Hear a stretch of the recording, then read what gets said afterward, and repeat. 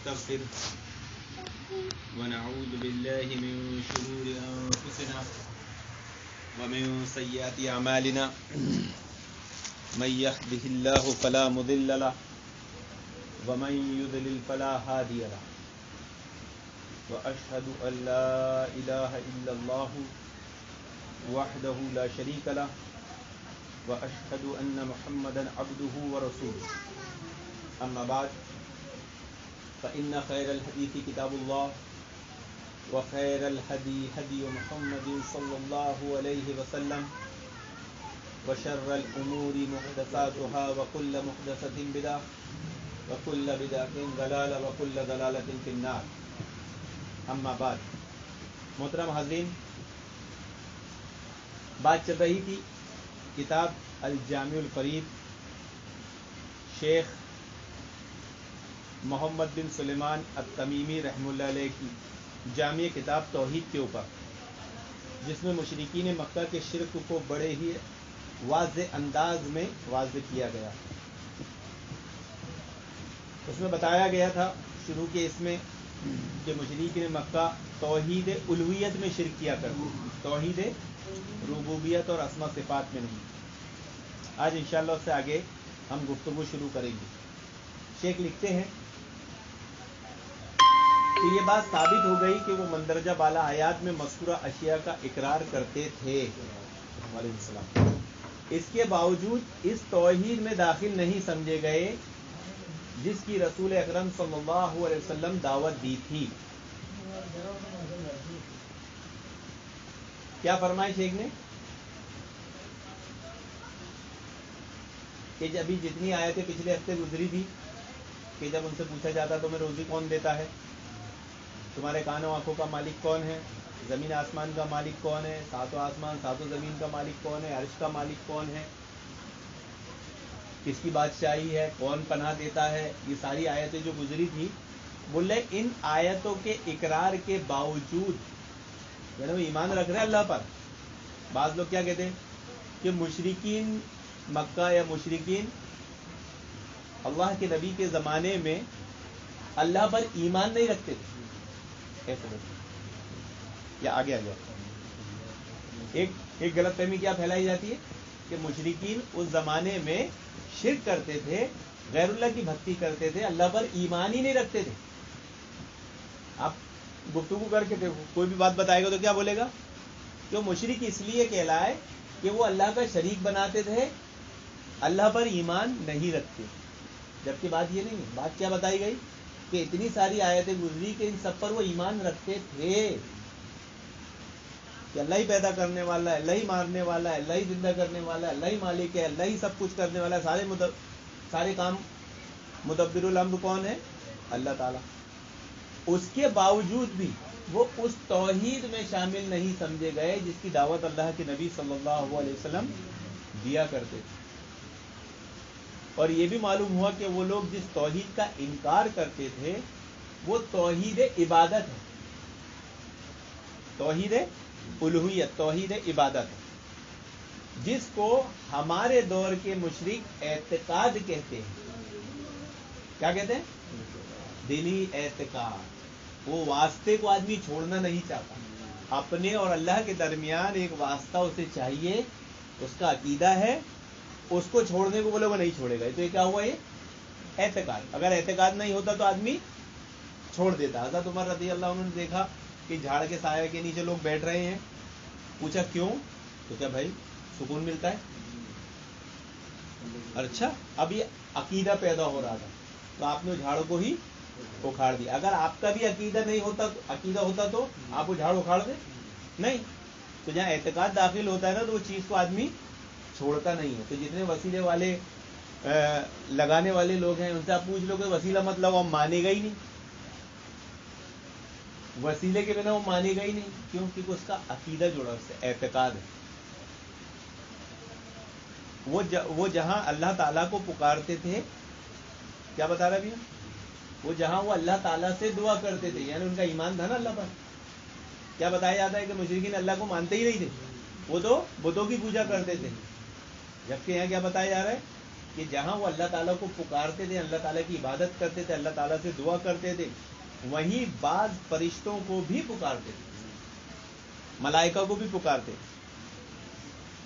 وہ اللہ کے مقرب ہیں اور ہماری سفارش کریں گے یہ سوچ کر. فرشتوں کو کیوں پکارتے تھے؟ کہ اللہ تعالیٰ کے محبوب ہیں اور ہم گناہگار ہیں, ہماری اللہ تعالیٰ نہیں سنے گا, ہماری نجات, ہماری کامیابی, ہماری خوشحالی کی دعائی کون دے گا, یا ہماری سفارش کون پہنچائے گا؟ ملائکہ, فرشتے. یا کسی صالح انسان کو پکارتے تھے, نیک اولیاء اللہ کو, جیسے لات وغیرہ, یا کسی نبی کو پکارتے تھے جیسے عیسیٰ علیہ السلام. لات, منات, عزا جو تھے نا اس ٹائم کے بت, یہ اصل میں وسیلے والے بت تھے. کون سے والے بت تھے؟ یہ نیک لوگوں کے بت تھے.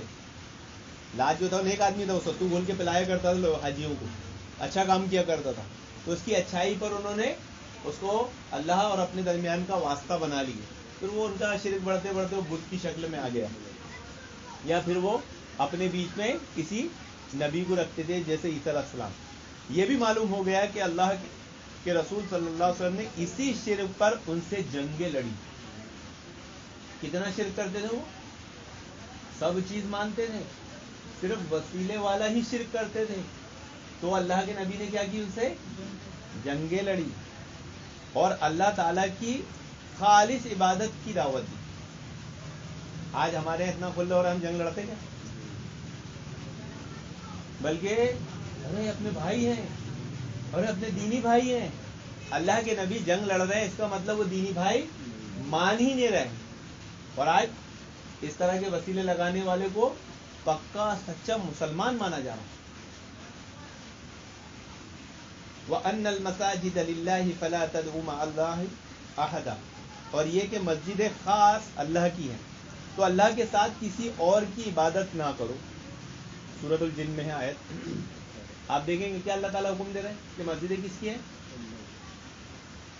یہاں پر اللہ تعالیٰ کے سوا کسی کی, اللہ کے گھر میں کس کو پکارا جاتا ہے؟ یا نبی سلام علیکہ, یا پھر غوث پاک. اللہ کے بندوں کو اللہ کے گھر میں پکارا جا رہا ہے. اللہ تعالیٰ منع کر رہا ہے سختی سے, لیکن اگر آپ ان کو روکیں گے, ٹوکیں گے تو کیا بولیں گے وہ؟ نہیں, یہ تو وسیلہ ہے, ہم وسیلہ لگا رہے ہیں. یعنی ان کا اس وسیلے سے اعتقاد ہے, اس کو چھوڑنے کو وہ تیار نہیں ہے. پھر آیت کریمہ, لہو دعوت الحق والذین یدعون من دونہ لا یستجیبون لہم بشیء, اور سود مند پکارنا تو اسی کا ہے جن کو یہ لوگ اس کے سوا پکارتے ہیں, وہ ان کی پکار کو کسی طرح قبول نہیں کرتے. سود مند, فائدہ مند پکارنا کس کا ہے؟ جو اللہ کو پکارے. اور جو اللہ کو نہیں پکارے, ساتھ میں اللہ کے, یا اللہ کو پکار کے اللہ کے ساتھ میں کسی اور کو پکارے, اس کا پکارنا کچھ فائدہ مند ہے؟ کیونکہ اس کی پکار کو قبول ہی نہیں کرتے. آج بتایا گیا تھا نا جمعہ کے خطبے میں, 4 چیزیں ہوتی ہیں. دعا کرتے ہیں, پہلی دعا اس سے کی جاتی جو قریب ہو, دوسری دعا سے کی جاتی جو سنتا ہو, تیسری دعا سے کی جاتی ہے دعا کو قبول کر سکتا ہو, چوتھی دعا سے کی جاتی ہے جو اس کی طاقت رکھتا ہو. یہ 2 چیز تم اس سے مانگ رہے ہو, اس کو دینے کی وہ طاقت رکھتا ہو. تو اللہ تعالیٰ کو چھوڑ کر جن سے بھی دعا کی جاتی ہے وہ چاروں صفت کے مالک نہیں ہوتے. یہ بھی معلوم ہو گیا کہ اللہ کے نبی صلی اللہ علیہ وسلم نے اس لیے جنگ کی صرف اللہ کو پکارا جائے. اللہ کے نبی نے ان مشرکین سے جنگ کی تو کس لیے کی؟ اللہ کو پکارا کہ جو تم تھوڑا سا بھی اللہ کو چھوڑ کر دوسرے کو پکار رہے ہو نا, یہ بھی مت کرو, خالص اللہ رب العالمین کو پکارو. اس لیے جنگ کی. جانور اسی کے نام پر ذبح ہو, نظریں اسی کے نام کی ہو, فریاد اسی سے کی جائے, نیز عبادت کی تمام اقسام صرف اللہ تعالیٰ کے لیے خاص ہو. یہ بھی معلوم ہو گیا کہ توحید ربوبیت کے اقرار نے ان کو اسلام میں داخل نہیں کیا. وہ توحید ربوبیت کا اقرار کرتے تھے لیکن اسلام میں داخل نہیں سمجھے گئے. اور وہ لوگ جو فرشتوں, نبیوں یا ولیوں کا قصد کرتے تھے وہ صرف ان کی سفارش کے ذریعے قرب خداوندی حاصل کرنا چاہتے تھے. اسی عقیدے کی زد سے ان کا مال, مباح, ان کا قتل کرنا حلال ٹھہرا. اب آپ کو اس توحید کا علم بھی ہو گیا جس کی دعوت انبیاء علیہ السلام دیا کرتے تھے، لیکن مشرکین نے اسے قبول کرنے سے انکار کر دیا. اسی توحید کو لا الہ الا اللہ میں سمو دیا گیا. سمجھ میں بات؟ نیند آ رہی دادا؟ آخری پیج پڑھ کے بات ختم کریں گے. اگر اس میں کسی کو کوئی بات نہیں سمجھ میں آئے، ادھوری رہ جائے تو پوچھ لینا. اب بہت خاص پوائنٹ آ رہا ہے. مشرکین کے وہاں الہ وہ ہے، مشرکین جن کو اپنا معبود سمجھتے تھے، ان کا معبود کون ہوتا تھا؟ جیسے ہم کیا بتاتے کہ جیسے اللہ تعالیٰ معبود ہے، مشرکین کیا ان کے خود بھی اللہ تعالیٰ جیسے معبود تھے. یعنی جو کام اللہ تعالیٰ کرتا ہے وہ سارے کام وہ کر لیتے. ایسا بتاتے، ایسا نہیں تھا، ایسا شرک نہیں تھا. کیا بتا رہے ہوں کہ یہ جتنے کام مشرکین کے ہاں الہ وہ ہے جس کی طرف مندرجہ بالا امور کی انجام دہی کے لیے رجوع کیا جائے، خواہ وہ کوئی نبی، رسول، فرشتہ، ولی، بزرگ، درخت یا پتھر، قبر ہو یا کوئی جن وغیرہ. میں نے بتایا تھا کہ وسیلہ کن کا لیا جاتا ہے؟ ایسی مخلوق کا بھی جو پتھر گناہ نہیں کرتی. مشرکین خالق، رازق، مدبر الامر ہونے کو الہ نہیں سمجھتے. کلیئر ہو گیا؟ خالق، مالک، رازق ہونے کو وہ الہ سمجھتے ہی نہیں تھے. یعنی ان کا جو وسیلہ تھا وہ روزی دے ہی نہیں سکتا، ان کا جو وسیلہ تھا وہ اولاد دے ہی نہیں سکتا، ان کا جو وسیلہ تھا وہ مال دے ہی نہیں سکتا، ان کا جو وسیلہ تھا وہ جان لے نہیں سکتا، ان کا جو وسیلہ تھا وہ جان ڈال نہیں سکتا. ان کا وسیلہ کیا کرتا تھا؟ بس کہ یہ اللہ تعالیٰ کے محبوب ہیں، یہ ہماری سفارش کر کے ہمارا بیڑا پار لگا دیں. جو آج چل رہا یہی چل رہا نا. لیکن بتایا کیا جا رہا ہے کہ وہ تو وہ شرک کرتے تھے، وہ بول کے یہ کروایا جا رہا ہے. مانتے بھی نہیں نا. تو ان کے یہاں یہ محبوب ان کے پاس تشریف، رحمت اللہ علیہ ان کے پاس تشریف لائے، ان کو کلمہ توحید کی دعوت دی. یہ بھی یاد رہے کہ لا الہ الا اللہ سے محض الفاظ کا اقرار مراد نہیں، بلکہ اس کا معنی مفہوم مراد ہے. کوئی آدمی انکار اور اس سے بیزاری کا اظہار، یعنی اس دور کے کافر مشرک بھی اس کلمے کو اتنا جانتے تھے، لیکن افسوس کی بات ہے کہ آج کا مسلمان نہیں جانتا. آج کا مسلمان نہیں جانتا. یہ بڑی خطرناک بات ہے. اس لیے جب اللہ کے نبی صلی اللہ علیہ وسلم نے ان سے کہا کہ لا الہ الا اللہ کہو، اجعل الآلہۃ الہ واحدہ ان ھذا لشیء عجاب، تو انہوں نے کیا جواب دیا مشرکین نے؟ کیا اس نے اتنے معبود کی جگہ ایک ہی معبود بنا دیا؟ یہ تو بڑی عجیب بات ہے. اللہ کے نبی صلی اللہ علیہ وسلم نے کیا دعوت دی کہ وہ عبادت صرف اللہ تعالیٰ کی ہو، عبادت کی ساری اقسام اللہ تعالیٰ کے ساتھ ہو، دعا اللہ تعالیٰ سے ہو. تو انہوں نے کیا کہا کہ اتنے سارے ہمارے وسیلے والے معبودوں کا انکار کر کے ایک ہی وسیلہ بنا دیا. کیا کہا؟ ایک ہی وسیلہ بنا دیا. تو آج اس کلمے کی اتنی تفسیر مسلمان نہیں جانتا جتنی اس دور کا مشرک جانتا. بڑی خطرناک بات ہے آج کے لیے، ہم مسلمان کے لیے، امت مسلمہ کے لیے، کہ وہ کس بھیانک شرک میں مبتلا ہے. تو آج انشاءاللہ بات گفتگو یہی ختم کریں گے، کافی لیٹ ہو گیا.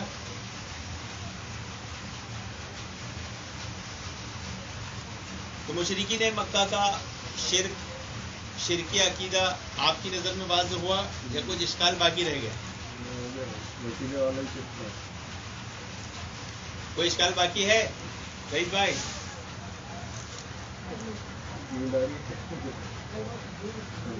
توحید کی بات سن کے تو آدمی کی نیند اڑ جانا چاہیے. توحید کی بات سن کے آدمی کی نیند اڑ جانا چاہیے. کہ توحید سے محبت ایسی ہونا چاہیے. توحید کا نام آئے تو اس کو ایسا جوش آنا چاہیے نا جیسے خزانہ مل گیا وہ بہت بڑا. کیونکہ اللہ تعالیٰ کے پاس جو کچھ ہے وہ اس دنیا سے بہت بہتر. جس کے پیچھے ہم دوڑ رہے ہیں نا، وہ اس کے مقابلے میں جو اللہ کے پاس ہے اس کے مقابلے میں کچھ بھی نہیں ہے. تو اللہ رب العالمین سے دعا کہ اللہ رب العالمین ہمیں توفیق سیکھنے اور شرک کی تباہ کاریوں سے بچنے کی توفیق عطا فرمائے. آمین یا رب العالمین. وآخر دعوانا الحمدللہ رب العالمین. نظیم بھائی اپن نماز پڑھ رہے تو سجدے میں دعا کر سکتے ہیں نماز کے بعد؟ ہاں کر سکتے ہیں. تو کلمات پڑھنا پڑے گا کہ جملہ؟ ہاں جو دعائیں ثابت ہو مانگنے کا. نماز میں تو اردو نہیں چلے گی نا. اچھا نماز میں اردو پڑھی جائے گی نا. اس لیے تو پوچھ رہا ہوں. نماز میں تو عربی چلے گی نا. تو جو اللہ کے نبی صلی اللہ علیہ وسلم سجدے کی دعائیں ثابت ہے وہ دعائیں پڑھو.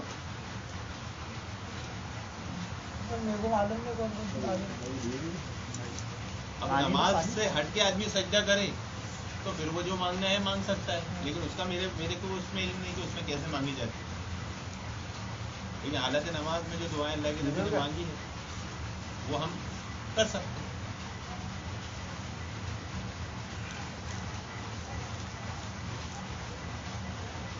بھائی دوں گے ہاں چائے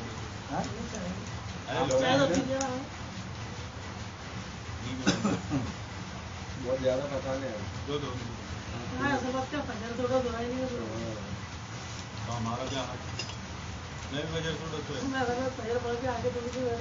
تم جو محنت کرو اس سے خطرناک کام ہمارا رہتا ہے. تھوڑی سی دن بھر کی محنت اور 1 گھنٹے کا خطبہ.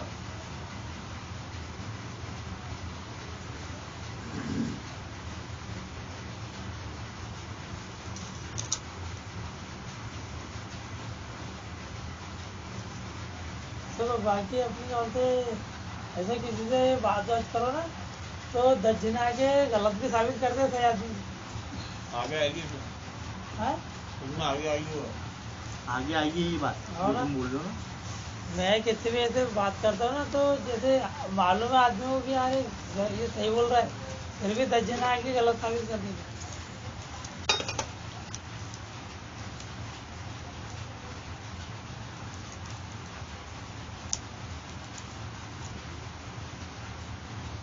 اب تو باتیں بھی لائی ہے قیامت تک چلتے رہیں گی.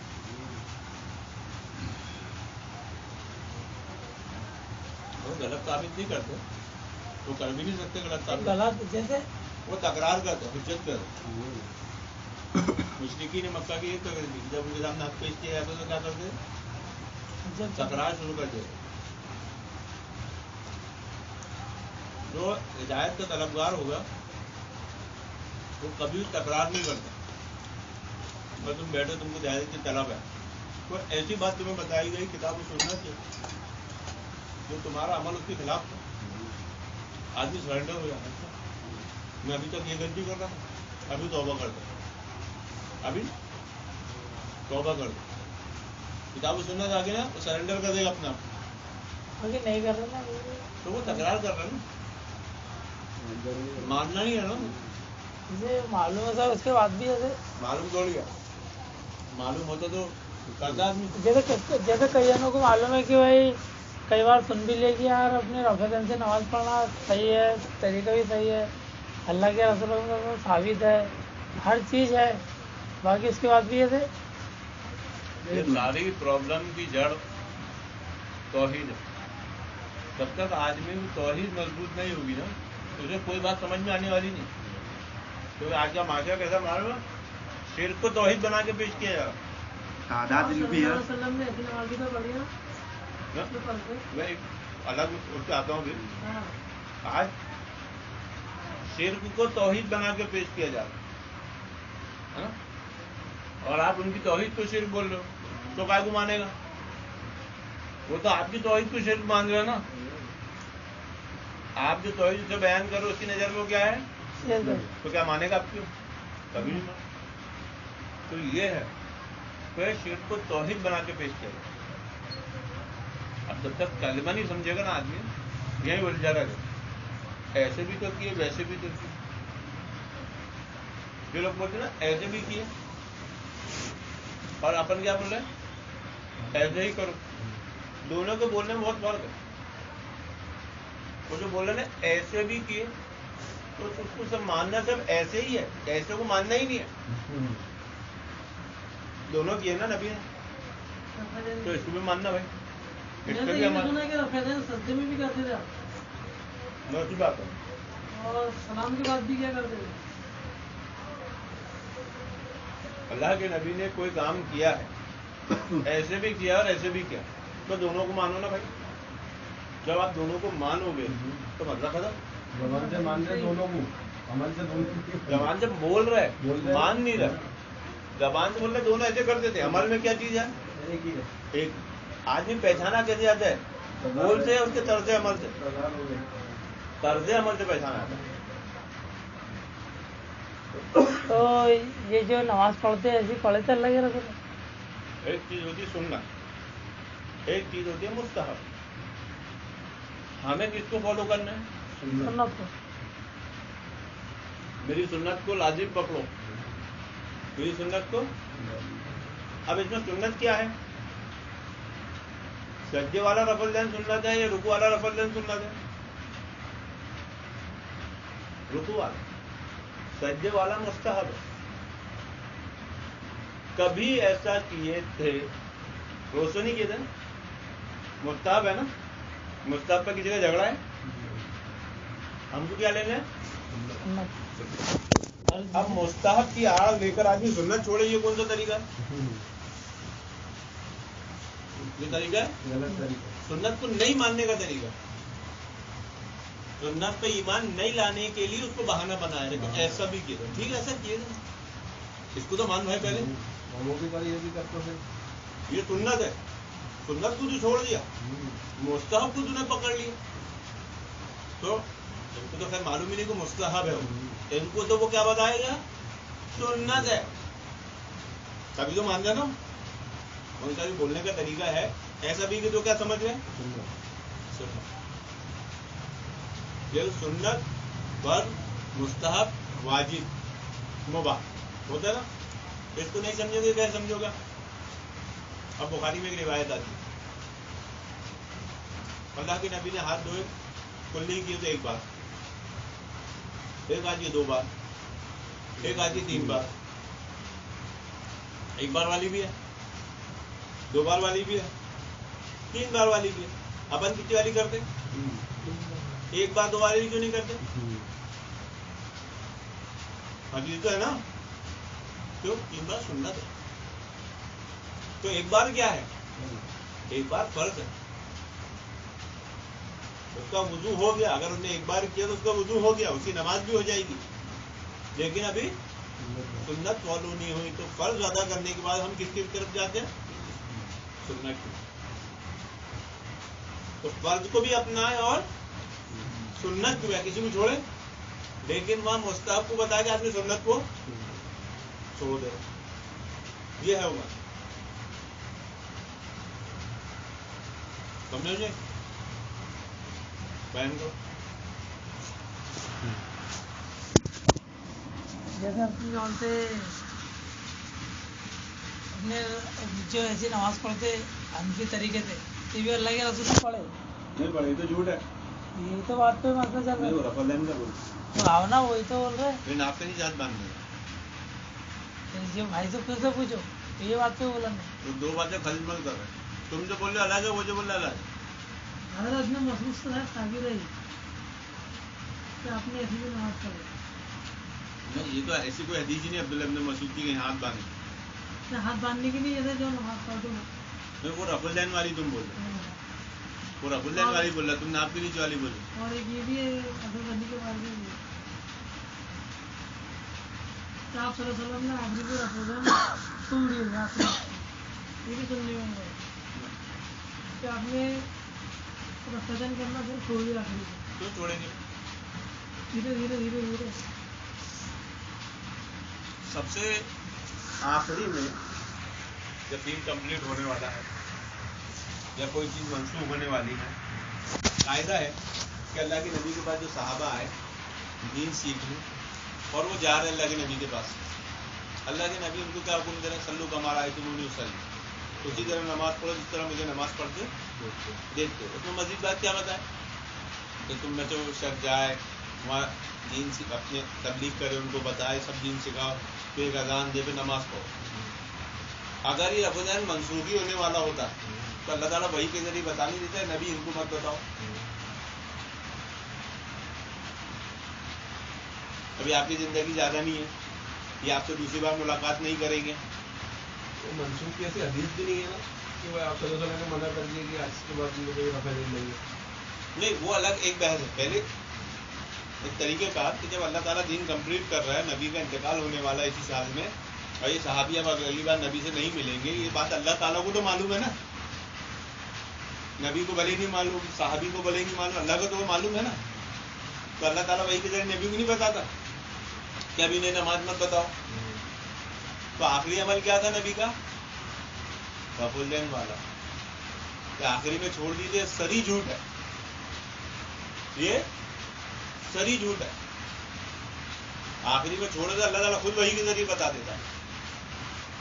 تو آخری جو صحابی وہاں گئے, کون تھے صحابی؟ وہ مدینہ والے 10-20 صحابہ تھے. اللہ کے نبی کے بعد رہے, 20 دن سیکھے, پھر اپنے گئے. تو اس کے بعد اللہ کے نبی کا انتقال. آخری عمل رفع الدین والا صحابہ نے بیان. آپ روایت کس سے لوگے؟ جو نبی کے نبی بننے کے بعد ابو بکر صدیق تھے ان سے لوگے, یا جو آخر میں نبی سے دین سیکھ کر اپنے گھر کے ان سے لوگے؟ جو پہلے تھے, جو آخری میں تھے نا. یہ بھی ابھی جو پہلے ثابت کرنا چاہتے ہیں نا. ان کے پاس اس کی دلیل نہیں ہے نا. یہ ثابت وہی یہ بول رہے ہیں, ثابت کرنا چاہتے یہ بول رہے ہیں, سمجھا نہیں پا رہے. دلیل نہیں ہے نا. وہی تو قرآن کو اللہ تعالیٰ کھول کھول کر کے بیان کرتا ہے. کیا بتانا, ہم آیتوں کو کھول کھول کے جو وضاحت کرتے ہیں تاکہ لوگوں کو بات سمجھ میں آئے. یہاں بھی بات ہم کھول کے بیان کر رہے ہیں. بھائی یہاں اس روم میں پہلے کون آیا تھا اور آخر میں کون آیا تھا. تو آخر میں جو آئے گا اس سے پوچھا جائے گا نا, کہ پہلے جو آئے گا اس سے پوچھا جائے گا. ان کے بارے میں پتا ہے حضرت عبداللہ مسعود, عبداللہ بن مسعود عبداللہ بن مسعود ہے. آدھی ابھی بات نہیں وہ رکوع میں تدبیر بھی کرتے نا, یہ کیوں نہیں کرتے پھر؟ ان کو اصول نہیں مان. جب تک آپ اصول کے پابند نہیں ہوگے نا تو آپ بات میں کنفیوز ہوگے. میں پہلی بات آپ یہ بتاؤ, آپ کا حدیث لینے کا اصول کیا ہے؟ حدیثیں تو بہت ساری ہیں, تو آپ کون سی حدیث لوگے کون سی نہیں لوگے, یہ اصول آپ کو معلوم ہے؟ جو صحابی جو ثابت ہے وہ نہیں پڑے. صحابی سے تو رفع الدین والی ثابت ہے. آپ کتنی حدیث نکالو گے آپ کے حساب سے؟ زیادہ سے زیادہ 6 حدیث. کتنی؟ ہم آپ کو کتنی دے دیں گے؟ 400 سے زیادہ آپ کے اصول سے. کتنی ہو گئے؟ تو کس کی تعداد زیادہ ہوئی, 400 کی یا 6 کی؟ کس کو لوگ. اب یہاں تم کو معلوم نہیں کہ اب لینا کس کو. یہ اصول معلوم ہے آپ کو نہیں. جب آدمی کو حدیث لینے کا اصول معلوم نہیں ہو تو حدیث سے دھوکہ ہی کھائے گا نا. عبداللہ ابن مبارک کیا کہتے تھے, حدیث لینے سے پہلے دیکھو کہ حدیث کس سے لے. حدیث لینے سے پہلے دیکھو کہ اس کی سند کیسی. اب آپ نے جو حدیث بیان کر دی آپ کو تو سند کا بھی علم نہیں ہے. جب عبداللہ ابن مسعود کا نام ہے اس میں, اب اسے بیان کرنے والے راویوں کے کیا حالات ہیں. یہاں ایون عبداللہ ابن مسعود کا بھی ان کو ابھی حال نہیں معلوم کہ آخر میں عبداللہ ابن مسعود کو کیا تکلیف ہوئی تھی. جلیل القدر صحابی ہے, انہیں بھول جانے کی پرابلم ہو گئی. بھول جائے گا تو وہ رکوع میں تدبیر بھی کرتے. اب آئے گی وہ بات. وہ نہیں لیتے ہم. وہ رکوع میں جاتے تھے, جیسا ہم ایسے ہاتھ رکھتے نا, وہ ایسے رکھتے. رکھتے آپ کیوں نہیں کرتے؟ اور ایسے کھڑے ہو. ہم نماز پڑھتے ہیں تو ایسے پڑھتے ہیں. 3 لوگ ہیں. عبداللہ ابن مسعود ایسے پڑھتے ہیں ایسے. تو اب آپ کیوں نہیں لیتے اس طرح سے کرتے؟ ایک بھی رہے تو ساتھ میں ہی پڑھتے ہیں. ایک ادھر کھڑا کر لیا کرتے. اب یہ ان کا اجتہاد ہے. عبداللہ ابن مسعود کے اس عمل کو ہم غلط نہیں بول رہے, ہم غلط نہیں بول رہے, لیکن اس سے سنت ثابت نہیں ہو رہا ہے. اس سے کیا ثابت ہوگا؟ اجتہاد. اب یہ اجتہاد کیسے ثابت ہوگا معلوم؟ آج کے حالات میں آپ ممبئی کے ایریا میں چلے جائیں گے نا, تو جگہوں کی اتنی قلت ہوتی ہے. یہی اپنے کو نماز پڑھنا سفر میں ٹرین میں پلین میں ایسی ایسی سواریاں بھی آ گئی ہیں کہ وہاں اتنی جگہ ہی نہیں رہتی کہ 3 سے زیادہ کوئی پڑھ سکے. پہلی بار تو 3 سے زیادہ کوئی پڑھ ہی نہیں سکے, اور 3 بھی اس طرح کھڑے نہیں ہو سکے جس طرح امام آگے پیچھے ہوتا ہے. ایسی صورت میں آدمی کیا کرے گا؟ کب لے گا عبداللہ بن مسعود کی کب؟ لیکن اس سے پہلے تک کیا ہوگا؟ وہ سنت کا مخالف عمل. اگر ایسے حالات میں ایسے حالات آئیں گے تو اجتہاد کس کا لیا جائے گا؟ صحابی کا. تو دونوں باتوں پہ عمل ہو گیا. ہم نے نہ سنت چھوڑے نہ صحابی کا عمل چھوڑے, اور بات بھی پوری سمجھ میں آ گئی. تو آپ نے کیا ہے کہ ایک چیز ایسی لے لی عبداللہ ابن مسعود کی, دوسری چھوڑ دی. جب عبداللہ ابن مسعود کو بھولنے کی بیماری ہو گئی تھی تو پھر آدمی اسے لے گا کیسے عمل؟ بھائی عبداللہ ابن مسعود صحابی ہے, انسانی ہے نا, نبی تو ہے نہیں کہ وہ بھول چوک نہیں ہو سکتی, ان کو کوئی تکلیف نہیں ہو سکتی, ان پر کوئی ایسی مصیبت بیماری نہیں آ سکتی جس سے وہ, یہ سب نبی کے لیے خاص ہوتا ہے کہ نبی میں چاہے جادو بھی کر دیا گیا تو ان کے وہی دین میں کوئی فرق نہیں آیا. لیکن صحابی کے ساتھ کوئی بات نہیں ہے نا. تو آپ ہی کی کتابوں میں لکھا کہ عبداللہ ابن مسعود کو نسیان کی پرابلم ہو گئی, عام بیماری نا بڑھاپے کی عام بیماری, بہت سارے حدیث کے راویوں کو ہو گئی تھی. تو جب اس کی عمر 50 سال کے بعد اس کو نسیان لگ گیا تو 50 سال سے پہلے والی لیتے ہیں, 50 سال کے بعد والی نہیں لیتے. یہ حدیث کا اصول ہے. بعض کا حافظہ اتنا کمزور ہوتا ہے راویوں کا کہ وہ جب کتاب سے حدیث بیان کرتے ہیں تو لیتے ہیں, اپنے حافظے سے بیان کرتے ہیں تو نہیں لیتے. اب آپ کو کیا دکھایا جائے گا؟ ارے دیکھو اتنا بڑا امام یہ بات کہہ رہا ہے, آپ کو تھوڑی معلوم ہے نا امام صاحب کی. اب یہ امام صاحب کا حافظہ کمزور تھا تو جب یہ حافظے سے حدیث بیان کرتے تھے تو حدیث کوئی نہیں لیتا تھا. لیکن جب اپنی کتاب کھول کے جیسی کتاب کھول کے بتتے تو اس میں غلطی کا امکان نہیں ہے تو لی جاتی تھی. تو یہ اصول آپ کو معلوم نہیں, اس لیے آپ کو دوسرے ٹکرا دیے اور بڑھتے رہو. تم پھر سب سے اچھی کتاب کون سی قرآن کے بعد؟ بخاری میں نماز کیوں نہیں پڑھتے؟ بول ضرور رہے ہو, بخاری آپ کے صرف فضائل کے لیے, عمل کے لیے نہیں. آدمی کا قول عمل دونوں ایک ہونا یہ اہل سنت کا ایمان ہے. اگر قول اور عمل میں تضاد ہوا تو مرجیہ کا ایمان ہے, اہل سنت کا ایمان نہیں. جب آپ بخاری میں قرآن کے بعد سب سے اچھی کتاب بول رہے ہو تو بخاری پہ عمل کرنا چاہیے, کیونکہ آپ قرآن پہ عمل کرتے ہو. قرآن پہ عمل کرتے ہو نا, تو بخاری پہ بھی عمل ہونا چاہیے نا. تو بخاری میں جو نماز بتائی گئی ہے اس پہ پڑھو, بحث میں مت الجھو. جو بخاری میں حدیث آ گئی ویسی نماز پڑھ لو. دائیں ہاتھ کو بائیں ہاتھ کی زرہ پر رکھو, پڑھ لو نماز. یہ بخاری کی حدیث ہے. عبد عمر کہتے اللہ کے نبی رکو میں جاتے رفع الدین کرتے, رکو سے اٹھتے رفع الدین کرتے, سجدوں میں نہیں کرتے. کیا کہا؟ سجدوں میں نہیں کرتے. اگر سجدوں میں کرنا لگے نبی کی سنت ہوتی تو عبداللہ ابن عمر خود بیان کر دیتے, سجدوں میں بھی کیا, ہم بھی کر لیتے. وہاں واضح طور پہ کیا بول رہا ہوں, سجدوں میں نہیں کرتے. عبداللہ ابن عمر کی تو بات کی ہوا نا, بعد میں انہوں نے حدیث بیان کی نا, آپ صلی اللہ علیہ وسلم کے بعد میں کی نا. تو جو قاعدہ ہے ہمارا وہ قاعدے اصول کو پکڑو. تو بھائی آپ سیدھی بات ہے, جو بات قرآن میں آپ مانو گے کہ نہیں, عمل بھی کرو گے. اور قرآن کے بعد آپ خود بول رہے کہ سب سے اچھی کتاب کون سی ہے, تو پھر کیوں نہیں لے گا؟ پھر اس کے بعد کون سی ہے, پھر کیوں نہیں لے گا؟ پھر اس کے بعد چاروں کتابوں کی گارنٹی نہیں ہے. یہ دو ہی صحیح الجامع ہے. صحیحین کس کو کہا جاتا ہے؟ بخاری اور مسلم. اس کے بعد جو کتابیں ہیں اس میں صحیح بھی ہو سکتی ہے, اور تو اس کے بعد والی جو بھی کتاب میں آئے گا تو اس کو آنکھ بند کر کے نہیں مانا جا سکتا. آپ آنکھ بند کر کے مان لیں, کیونکہ آپ جو روایت دے رہے ہو بخاری کی نہیں, آپ جو روایت دے رہے ہو مسلم کی نہیں. آپ کہاں کی دے رہے ہو؟ سنن ترمذی. امام ترمذی حدیث سے پہلے کیا بولتے ہیں کہ یہ حدیث ثابت ہی نہیں ہے. امام ترمذی عبداللہ ابن مسعود کی حدیث بیان کرنے سے پہلے کیا بولتے ہیں, یہ حدیث ثابت ہی نہیں. اب جو محدث حدیث کی کتاب لکھنے والا خود یہ حکم لگا رہا ہے کہ یہ ثابت نہیں ہے, आप बेचारी 14 साल से पढ़ी हुई, साबित है साबित है साबित है। अरे भाई क्या अबू दाऊद का भी है ना, सीने पे हाथ बांधने के लोग खुद कहते ज़ईफ़ है। अबू दाऊद की भी सीने पे सीने के नीचे हाथ बांधने वाली, हाँ सभी ज़ईफ़ है ना, वो ज़ईफ़ को खुद बोलते, लेकिन दर्ज किए हुए। वो तो मुख्तसर बोलते हैं ना, ये इनकम्प्लीट हदीस है, मुकम्मल नहीं है। तो उसके लिए इल्म इस चीज़ का होना चाहिए। अब इसका इल्म ही नहीं, आपका क्या काम है, कारपेंटर का काम है। अब आपको कोई आदमी वो काम बताए जिसको खुद कारपेंटर का काम नहीं आता, तो आप उसकी मानोगे?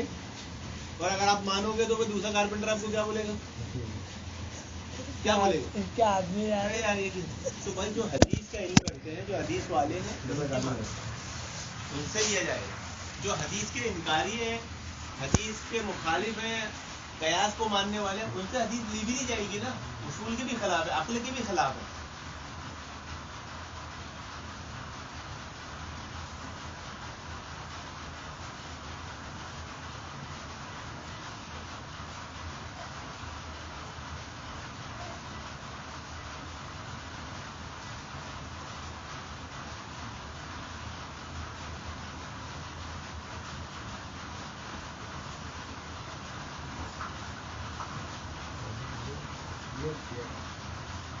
समझ में आई बात? उसूल सीखो। जब तक आप उसूल नहीं सीखोगे ना, अल्लाह के नबी ने अपनी उम्मत को उसूल सिखा दिया। क्या कहा? मैं तुम्हारे पीछे 2 चीजें छोड़े जा रहा हूँ, इसको मजबूती से पकड़े रखोगे कभी गुमराह नहीं होगी। ये उसूल सिखाए ना, कौन सा? कुरान और सुन्नत। हमने कहीं पर भी कोई चीज सुन्नत साबित हुई उसको बोले कि नहीं मत करो, एक बता दो हमें।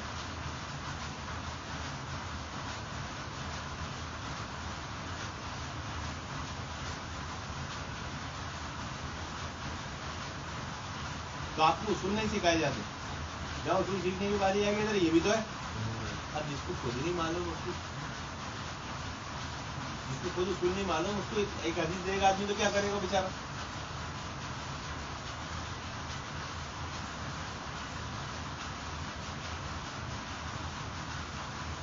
जैसे एक वाक्य हुआ था, एक बुरहानपुर का था। किसी बरेली को मैंने बोला कि अब्दुल कादिर जिलानी रहमतुल्लाह तो अहले हदीस थे, तो फौरन अपने आलिम साहब के पास गए। तो बोले कि अब्दुल गौसफा अहले हदीस के था? बोला वो तो हम्बली था। तो वो खुश हो गया आगे। उसके आलिम ने कहीं भी मना नहीं किया जो अहले हदीस नहीं थे। उसके आलिम ने कहीं मना नहीं किया। क्या कहा? वो तो हम्बली थे। क्योंकि हम्बली अहले हदीस नहीं होता, इमाम अव्वल खुद अहले हदीस है। तो उन्होंने क्या किया? खुश हो गया, टकरा दिया। इमाम का नाम लेकर मुकल्लिद बना के खुश कर दिया।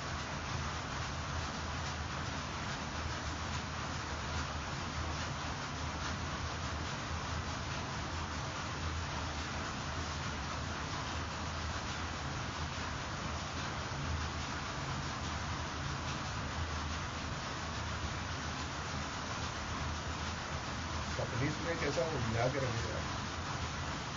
नहीं, पब्लिक बुलाई थी, पब्लिक कोई नहीं किया। तो यार शैतान भी कयामत के दिन क्या कहेगा? ऐ अल्लाह, इसने मेरे को गुमराह किया। मैंने तो सब तेरे को बुलाया था, चल के तो तू आया था। शैतान को पकड़ के किसी को ले आता, हाथ पकड़ के अमल कर, वो सब दिल में वसवसा डालता है। और वसवसे को आप तेज करते हो नहीं करते हो, ये आपकी जिम्मेदारी। अब वो वसवसा है कि नहीं, ये कैसे पता चलेगा? अल्लाह ताला ने शैतान की सारी चालों का निचोड़ किधर बता दिया? कुरान और हदीस में। जब तक वो आपको मालूम नहीं होगा, आप उसके बच नहीं सकते। तो शैतान सिफत लोगों की भी चाल कायम है उसूलों में ही है। उसूल सीखोगे तो पकड़ोगे, उसूल नहीं सीखोगे तो नहीं पकड़ सकते, उल्टे कंफ्यूज हो जाओगे।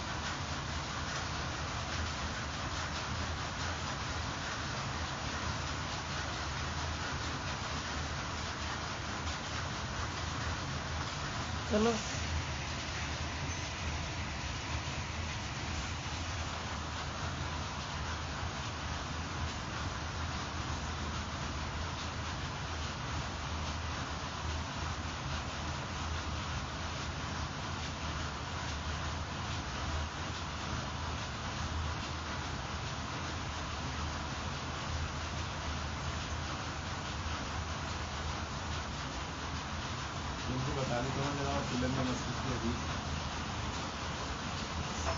ہے جا کے اب ہاں اس حدیث کو بیان کرنے والے راوی سے وہم ہوا. عبداللہ ابن مسعود کی حدیث ہے نا, اس کو بیان کرنے والے راوی سے وہم ہے. عبداللہ ابن مسعود نے عمل نہیں کیا نہ عبداللہ ابن مسعود کا صحابی تھا, بلکہ راوی نے عبداللہ ابن مسعود کا نام لے کر یا بات کیا تو انہیں وہم ہوا. اس حدیث کو جو شبہات ہے اس میں یہ ہے.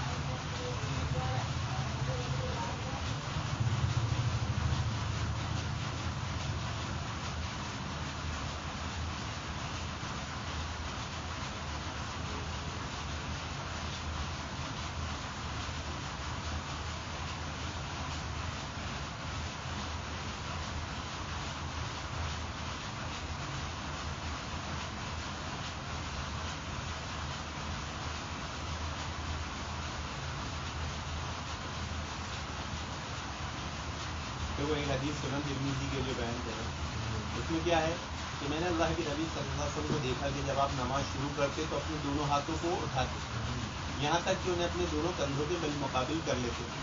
جب رکوع کرتے اور رکوع سے اپنا سر اٹھاتے تو بھی اس طرح دونوں ہاتھوں کو اٹھاتے.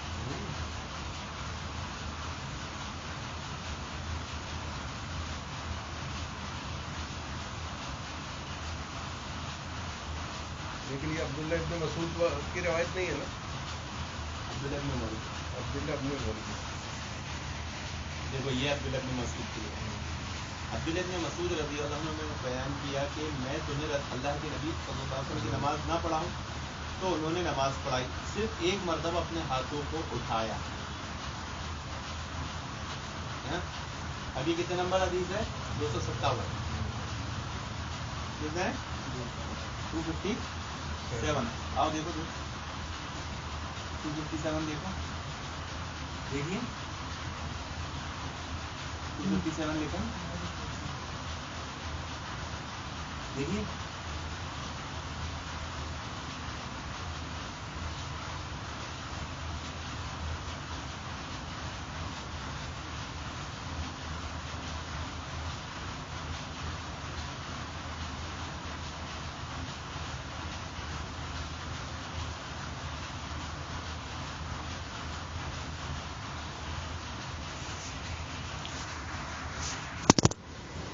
پڑھنی پڑھو نا دور سے. سفیان ثوری اور کوفہ ابھی کون ہے؟ ابھی دیکھ لیا, پہلے 257 دیکھ لیا. اب اس کے اوپر 256. یہ حدیث بیان کرنے سے پہلے امام ترمذی کیا فرما رہا؟ امام ترمذی کہتے ہیں اس میں عمر رضی اللہ عنہ کی حدیث صحیح جس کے اوپر گزری رفع الدین والی. اس باب میں عمر, علی, وائل بن حجر, مالک بن حویرث, انس, ابو ہریرہ, ابو امیر سعدی, سہل بن سعد, محمد بن مسلمہ, ابو قتادہ, ابو موسیٰ اشعری, جابر اور عمیر لیثی رضی اللہ عنہ سے بھی احادیث آئی ہے. میرے رفع الدین کرنے کتنے سارے صحابہ سے حدیث آئی ہے. یہی صحابہ اکرام میں سے بعض اہل علم جن نے ابن عمر، جابر بن عبداللہ، ابو ہریرہ، انس، ابن عباس، عبداللہ بن زبیر رضی اللہ عنہ وغیرہ بھی شامل ہیں، اور تابعین میں سے حسن بصری، عطا، طاؤس، مجاہد، نافع، سالم بن عبداللہ، سعید بن جبیر وغیرہ کہتے ہیں، اور یہی مالک، معمر، اوزائی، ابن عوینہ، عبداللہ بن مبارک، شافعی، احمد اور اسحاق بن راہوی بھی یہی کہتے ہیں. یعنی سب امام سب یہ کہہ رہے رفع الدین والے. عبداللہ بن مبارک کہتے ہیں جو اپنے دونوں ہاتھ اٹھاتے ہیں ان کی حدیث دلیل صحیح ہے. جو رفع الدین کہتے ہیں ان کی دلیل صحیح ہے. کون کہہ رہے ہیں؟ عبداللہ بن مبارک. کون ہے؟ امام حنیفہ کے شاگرد. پھر انہوں نے بطریق زہری روایت کی ابن مسعود کی حدیث نبی کریم صلی اللہ علیہ وسلم نے صرف ایک مرتبہ اپنے ہاتھ اٹھائے والی ثابت نہیں ہے. کتنے نمبر ہے؟ 200. وہ حدیث نقل کرنے سے پہلے امام ترمذی اس کا حکم بتا رہا ہے. 11 نمبر یہ ثابت نہیں. پھر بھی آدمی بولے نہیں ثابت ہے ثابت ہے ثابت ہے. تو کوئی اصول ہے؟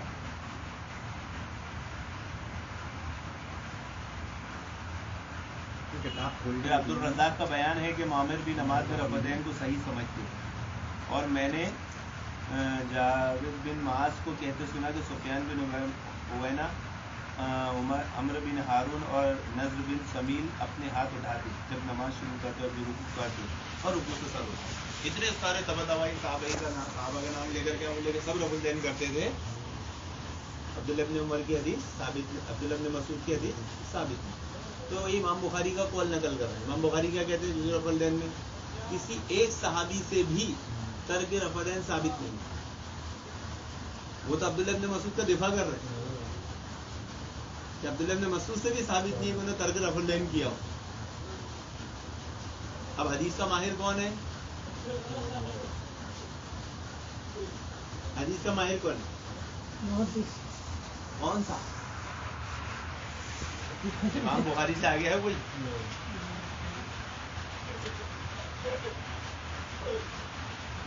اسماء و رجال کے اس کے احوال جو بیان کرنے میں سب سے پہلی کتاب لکھنے والے کون ہیں؟ امام بخاری. تاریخ حل کر لی. اس سے پہلے ایسی کتاب کسی نے لکھا ہی نہیں. اسماء و رجال کی تو راویوں کا حال ہے 12,500 راویوں کے حال ہے.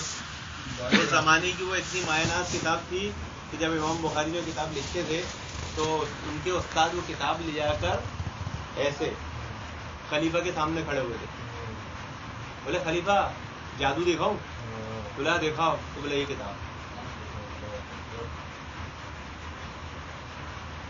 تو جو حدیث کے ماہر ہیں وہ کیا بتا رہے ہیں کہ کسی ایک صحابی سے بھی ترک رفع الدین ثابت نہیں ہوتا تو امام بخاری پہلے لے لیتے نا. حدیث کے ماہر تو وہ ہے نا، صحیح حدیث جمع کرنے والے تو وہ ہے نا. بخاری میں حدیث نہیں ہے اس کا مطلب وہ صحیح ہے ہی نہیں. پہلا اصول تو یہی ثابت ہوا. پہلا اصول کیا ہوا؟ تو حدیث صحیح نہیں. تو اس کا صحیح مفہوم یہ ہے کہ اس میں راوی سے وہم ہوا. کن سے؟ سفیان ثوری سے. سفیان ثوری سے وہم ہوا بیان کرنے میں، اور ہو جاتے ہیں. سفیان ثوری انانا سے روایت کرتے ہیں تو ہو جاتا ہے. وہ بعض دفعہ تدلیس بھی کرتے ہیں حدیث کی سند کو درست کرنے کے لیے. تو کوئی عجب بات نہیں ہے، کوئی بری بات نہیں ہے. وہ راوی سے ہوتا ہے، راوی کا حق ہے وہ سمجھنا اپنے کو. اپن لوگ نہیں سمجھ پاتے کہ اپنے کو سمجھنے نہیں دیا جاتا. پہلی کتاب تھی امام بخاری میں راوی کے احوال پہلے لکھے ہوں گے اماموں نے، لیکن اس طرح مرتب نہیں کہتے.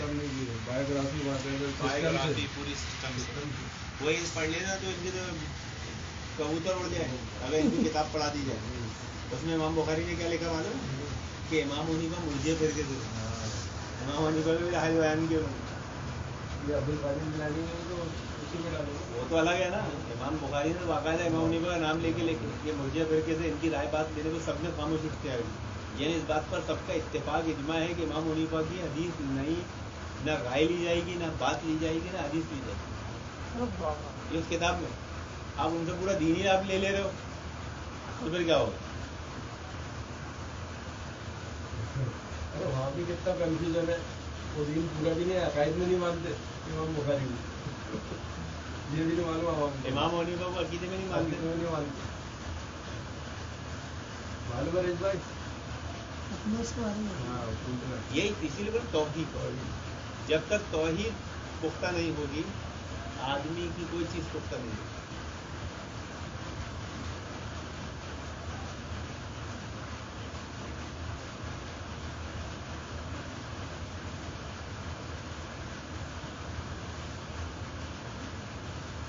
حالانکہ وہ پاکستان کے مولانا طارق مسعود صاحب وہ بتاتے اس کے بارے میں کیا سنا میں تو بیان لیکن وہ اپنی ہمت مانگیں گے. بس حکم ربی کا بلا کسی میں معافی میں ہوگا، کسی ناشکر گناہگار کی بات ماننا ہی مت. اللہ تعالیٰ نے حکم دیا قرآن میں. انہوں نے تو اپنے جانتے تابعینوں کو بولے گھاڑ میں ہے بھائی جس کسی ناشکر گناہگار کی بات مانو ہی مت، تو ایسے شخص کی بات لینا، دین لینا، اس سے کتنی شرم کی بات ہے، کتنا نقصان دائک بات ہے. جب ان کا اصول درست نہیں، جب ٹرین ہی آپ کی جا رہی کھنڈوا بیٹھ گیا میں ممبئی جاؤں گا تو جاؤ گے کیا کبھی؟ بولے نہیں وہ اچھی ٹرین تھی، بہت صفائی تھی، بہت زبردست چل رہی تھی، وہ خود بھی چل رہی تھی لیکن وہ جہاں تو کھنڈوا رہی تھی. جب طارق مسعود کا خود کا اصول صحیح نہیں ہے تو آپ کا اصول کیسے صحیح ہوگا؟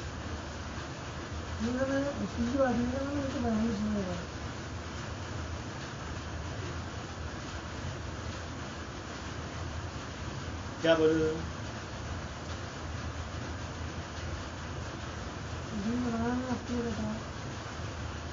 تو کنفیوز کر رہے تھے نا.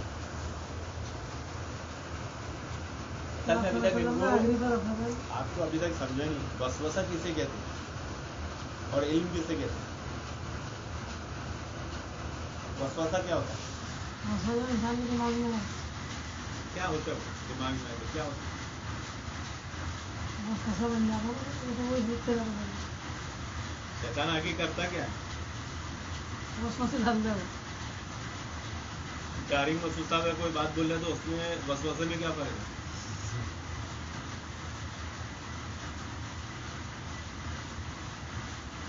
تمہیں ایسا کرنے آیا تھا، شیطان نے تمہارے دماغ میں بات دی ارے ایسا بھی تو ہے. ابھی آج میں فجر پڑھایا، میں ایک آیت پہلی سے تلاوت کر دی، ایک آیت کی بات سجدہ تلاوت، اس سے پہلے میں سجدہ تلاوت میں چلا گیا. ایسے دماغ میں آیا یہ کیا ہوگا میں نے تو وسوسہ یہ ہوتا آدمی یہ کرنا وہ تو سجدہ سمجھ آگے پیچھے چلو ساڑھے ڈالو. انسانوں میں بھی شیطان صفت لوگ ہوتے کہ ان کو کیسے پکڑو؟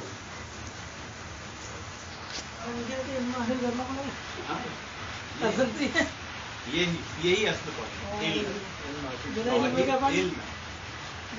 کس کے بارے میں توحید علم ہے. ابھی آگے اس میں یہی بات آئی گا نہیں میرا علم سے کس کو سمجھا سکتا ہے؟ اصول علم سے مطلب اصول نہیں ہوگی تو آپ خود دونوں میں گھومو. جیسا تھا تمہارا اللہ کے نبی نے کہتی اللہ کے نبی آپ تو کہتے ہم کہہ رہے ہیں ہم تو یہ ہوگا اگلے سال ہم حج کریں گے. تو اللہ کے نبی نے کہا میں نے کہا تھا حج کریں گے، یہی سال کریں گے یہ تھوڑی کہا تھا. اللہ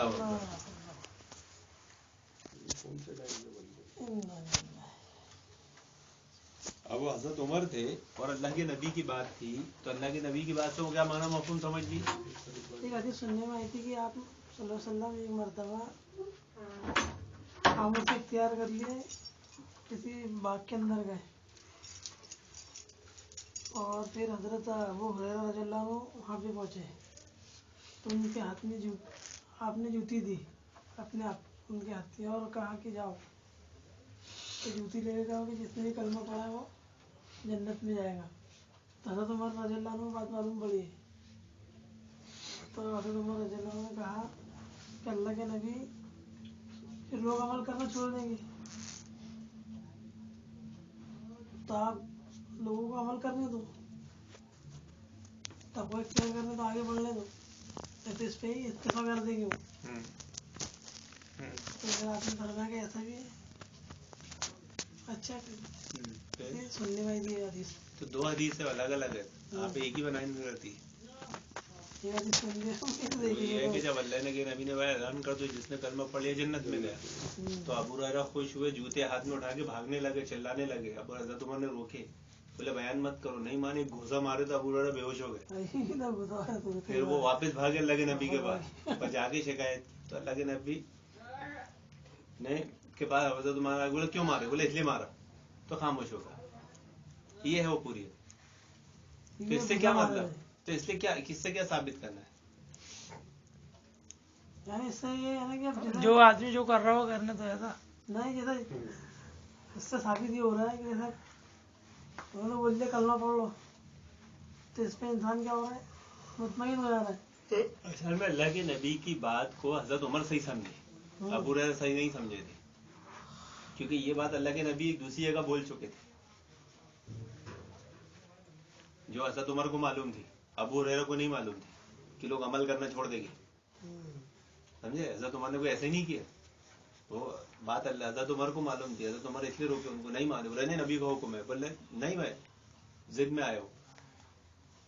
गुस्सा मारे उन्हें। तो वही बात जो हजरत उमर ने कही वो पहले नबी कह चुके थे। एक बात और भी है ना कुछ, कि जो ऐसा दीन का इल्म छुपाए उस पे क्या है वही, दीन का इल्म छुपाने वाले पे वही है ना जहन्नम की, उसके बारे में मालूम। अरे भाई वाज हदीस है, दीन का इल्म छुपाना ये मुशरिकीन मक्का करते थे काम। तो यहाँ तो आप छुपा रहे हो ना, यहाँ तो अबू हुरैरा छुपा रहे हैं, तो मैं छुपा रहे, अल्लाह के नबी छुपा रहे कि नहीं? तो फिर एक सहाबी ने कहा ना कि मुझे इल्म छुपाने का अगर वो है ना इल्म की फजीलत पे, तो ये हदीस उनको भी मालूम थी, लेकिन मरने से पहले उन्होंने हदीस बयान कर दी ताकि मुझ पे इल्म छुपाने का अजाब ना हो। अगर किसी को ऐसे ही हदीस मालूम है और फितने के डर से बयान नहीं कर रहा, तो इसका ये मतलब नहीं कि वो हदीस लेकर मर जाए, उस पर इल्म छुपाने का बवाल हो जाएगा। तो मरने से पहले उसको वह हदीस बयान करना पड़ेगी। तो साहबी ने मरने से पहले हदीस बयान कर दिए थे ताकि मुझ पे इल्म छुपाने का अजाब ना हो। तो वहां ये मतलब नहीं है कि छुपा लो, ये सब ये मकसूद है कि भाई आदमी अमल करना ना छोड़ दे। उन्हें आज तो अपन बयान ही कर रहे ना कि जिसने कलमा पढ़ लिया वो जन्नत में गया, बोलते रहे ना अपन। वो तभी बोल रहा ना तौहीद मजबूत कर लो, बेड़ा पार है। गुनाह भी करेंगे तो सजा मिलेगी, उसके बावजूद भी क्या होगा, जन्नत। ये कौन खाएगा? अभी खा लो। नहीं खा रहे कोई? हमारे है ना, अभी खा लो। तुम नहीं खा रहे? खा लो तुम। अरे खा लो। अरे मैं तो खा लूंगा, देख खा लिया। हमारी नींद जोर से। चलो अरे नहीं, मेरा सर पेट गुड़गुड़ हो रहा है, इतना खा लिया ना मैंने वापस ब्रेक फेल नहीं हो जाए। वो हो क्या रहा था कि घर पे अचवानी बनी हुई थी वाइफ की डिलीवरी की, और इधर मस्जिद में अपनी कॉफी चल रही दोनों तीनों टाइम, और उधर मैं गर्म पानी पी रहा हूँ, तो ये भी गर्म, वो भी गर्म, वो भी गर्म, तो वो ज्यादा गर्म होने में गुड़गुड़ होने लग गया। तो बस बैठ के सोचा क्या कुछ हुआ नहीं, लेकिन अभी बिरयानी खाए ना रात में, हाँ सही हो जाएगा, दही रहता है उसमें। अच्छा ये अभी हो रही है, मैं पिल ले लो, पिल सब साफ में आएगा। क्या लेना? पिल? ये क्या है, टेबलेट है? लिक्विड आता है, लिक्विड। हाँ बस आप हो जाता उससे पिल। अच्छा जुलाब है क्या? कब्जियत के लिए कुछ है सर? नहीं तो वही तो गड़बड़ है, और 10 नहीं लग जाए इसके लिए। हाँ जुलाब तो बिना वजह नहीं लेना चाहिए। ये अपने यहाँ तो सब खाने का और आदमी को पीछे पड़ जाती, पड़ो कम खाओ, सबसे बेहतरीन काम है। फजर में उठो, तहज्जुद पढ़ो, सारी बीमारी, आधी बीमारी को इलाज तहज्जुद है, आधी बीमारी को इलाज तहज्जुद है, लेकिन तहज्जुद पढ़ने को तैयार नहीं है पब्लिक। ये हालांकि मैंने बिल्कुल नहीं हिम्मत नहीं होती है, मैं जमात में ऐसा तो बढ़ावा पड़ रहा, लेकिन अभी यहाँ हिम्मत नहीं होती है। आदत बना लो, मुझे पढ़ना है तो पढ़ना है, 4-5 दिन, 1 महीना, ये 40 दिन जाएगी मशक्कत, उसकी आदत में हो जाएगा। तो तुम कभी भी सो, कभी भी कुछ करो, कुछ नहीं होगा। अभी मेरा ये हाल है कि मैं तो ईशा पढ़ के आता, खाना खा के भड़ाम करके सो जाता,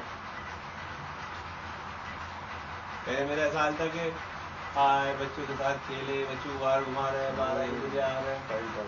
ابھی تو جو بس بچوں کو بھگا دیتا ہوں. 2 بچوں کو بلائے، ایک کی ادھر سے مالش کر دی، ادھر سے ہنستا دبا، ایسا سویا. تو تہجد میں اتنی مزیدار نیند کھلتی ہے نا. اصلی تہجد کا مزہ تبھی ہے آدمی وہ نیند کا بول رہے گا. تہجد نہیں اچھا والی ایسا ضروری ہے کہ سونے کے بعد اٹھنا ہے؟ وہ اس میں فضیلت ہے، افضل غیر افضل کا فرق. ضروری نہیں ہے کہ آپ مطلب سو گے تبھی تہجد ہوگی. ابھی تم 2 بجے رات تک کام کر رہے ہو تو کیا تم سونے کے بعد تہجد پڑھ لو گے؟ ہمارے تو فجر کے والے ہیں تو تم اسی وقت تہجد پڑھ لو، آفس ہو جاؤ. اب اتنی رات ہوگی تو تہجد پڑھ کے سو سکتے ہو. ہے نا وہ کہتے ہو کہ 1 بجے کے بعد چالو ہوتا ٹائم. نہیں وہ چھوڑیے گا، یہ اس کے پہر ہے. ٹائم تو عشاء بعد سے شروع ہو جاتا ہے. اس سوال سے ہاں لیکن اس کے پہر ہے 3 پہر. افضل پہر کون سا ہے؟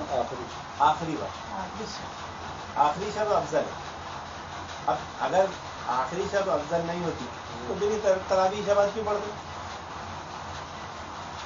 پورا مہینہ آدمی تراویح عشاء بعد پڑھ لے. اب بولے نہیں تہجد عشاء میں ہی ہوتی تو مطلب آخری پہر میں ہوتی، تو پھر پورا مہینہ کیوں پڑھ رہا بھائی تو؟ وہ تہجد ہی کی نماز ہے. وہ تراویح کی بھائی اللہ کے نبی کب پڑھتے تھے؟ آدھی رات کو پڑھتے تھے نا. تو ہم نے اس کو کب کیے؟ عشاء بعد کیے نا. کیا کس نے اس کو عشاء بعد؟ ہم نے کی. تو نماز وہ کون سی تھی؟ آدھی رات والی.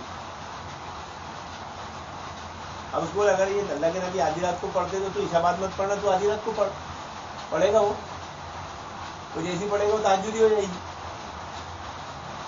لیکن وہ ماننے کو تیار نہیں ہے کہ تہجد یہ ٹائم پہ بھی ہوتی ہے. اب پوچھے گا کہ بھائی تم کیوں نہیں پڑھتے سال میں؟ وہ سب رمضان کے لیے خاص ہے.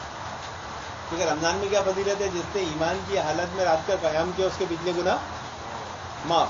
تو اس لیے ہم اس فضیلت کو پانے کے لیے اہتمام کرتے کہ اللہ کے نبی نے کیا.